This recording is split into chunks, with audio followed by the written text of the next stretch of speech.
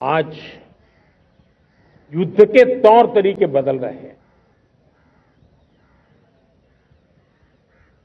हमने देखा है कि भारत युद्ध के हर नए तौर तरीकों को निपटने में समृद्ध है। हमने ऑपरेशन सिंदूर में दिखा दिया है। टेक्नोलॉजी में जो भी महारत थी,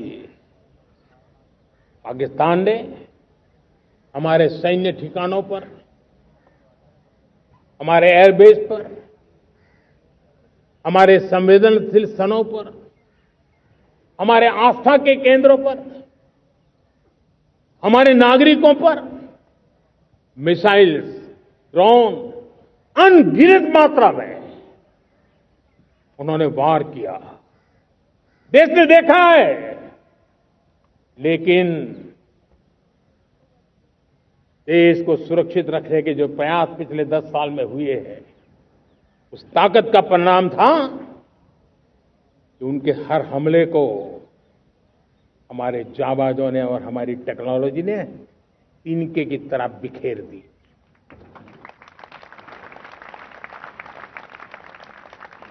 रत्ती भर नुकसान नहीं कर पाए। और इसलिए जब युद्ध के मैदान में टेक्नोलॉजी का विस्तार हो रहा है, टेक्नोलॉजी हावी हो रही है, तब राष्ट्र की रक्षा के लिए, देश के नागरिकों की सुरक्षा के लिए हमें भी, हमने जो आज महारत पाई है, वो महारत का और विस्तार करने की जरूरत है। हमने आज जो महारत पाई है, उसको लगातार अपग्रेडेड करते रहने की आवश्यकता है। और इसलिए साथियों, मैंने एक संकल्प लिया है। मुझे आपके आशीर्वाद चाहिए, कोटि कोटि देशवासियों के आशीर्वाद चाहिए, क्योंकि समृद्धि कितनी ही क्यों न हो, अगर सुरक्षा के प्रति उदासीनता बरतते हैं तो समृद्धि भी किसी काम की नहीं रहती। और इसलिए सुरक्षा का महत्व बहुत बड़ा है। और इसलिए मैं आज लाल किले की प्राचीर से कह रहा हूं, आने वाले 10 साल में 2035 तक राष्ट्र के सभी महत्वपूर्ण स्थलों, जिनमें सामरिक के साथ साथ सिविलियन क्षेत्र भी शामिल है, जैसे अस्पताल हो, रेलवे हो, जो भी आस्था के केंद्र हो, उन्हें टेक्नोलॉजी के नए प्लेटफॉर्म द्वारा पूरी तरह सुरक्षा का कवच दिया जाएगा। ये सुरक्षा का कवच लगातार विस्तार होता जाए, देश का हर नागरिक सुरक्षित महसूस करे। किसी भी प्रकार की टेक्नोलॉजी हम पर वार करने आ जाए, हमारी टेक्नोलॉजी उससे बेहतर सिद्ध हो। और इसलिए आने वाले 10 साल 2035 तक मैं ये राष्ट्रीय सुरक्षा कवच का विस्तार करना चाहता हूं, मजबूती देना चाहता हूं, आधुनिक बनाना चाहता हूं। और इसलिए भगवान श्री कृष्ण से प्रेरणा पाकर के हमने श्री कृष्ण का जो सुदर्शन चक्र था, उस सुदर्शन चक्र की राह को चुना है। आप में से बहुत लोगों को याद होगा, जब महाभारत की लड़ाई चल रही थी, श्री कृष्ण ने अपने सुदर्शन चक्र से सूर्य के प्रकाश को रोक दिया था और दिन में ही अंधेरा कर दिया था। सूर्य प्रकाश को सुदर्शन चक्र से रोक दिया था।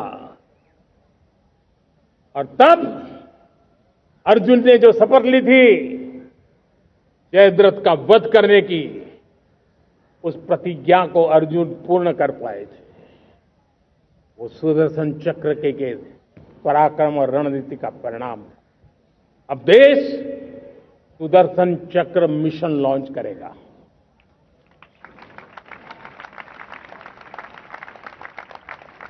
ये मिशन सुदर्शन चक्र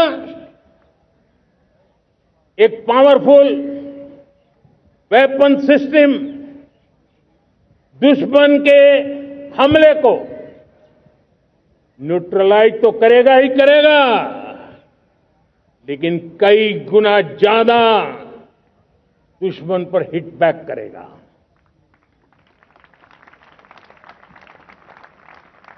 हमने भारत के इस मिशन सुदर्शन चक्र के लिए कुछ मूलभूत बातें भी तय की है। आने वाले 10 सालों में हम उसको प्रखरता से आगे बढ़ाना चाहते हैं। एक तो ये पूरी आधुनिक सिस्टम, इसके लिए रिसर्च, डेवलपमेंट, उसकी मैन्युफैक्चरिंग हमारे देश में ही हो, हमारे देश के नौजवानों के टैलेंट से हो, हमारे देश के लोगों के द्वारा बनी।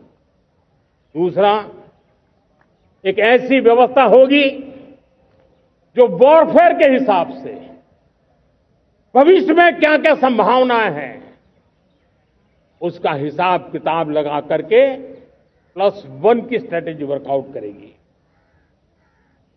और तीसरा, सुदर्शन चक्र की एक ताकत थी, वो बहुत ही प्रिसाइज, जहां जाना था वहीं जाता था और वापस से कृष्ण के पास लौट के आता था। हम इस सुदर्शन चक्र के द्वारा भी टारगेटेड प्रिसाइज एक्शन के लिए भी व्यवस्था को विकसित करने की दिशा में आगे बढ़ेंगे।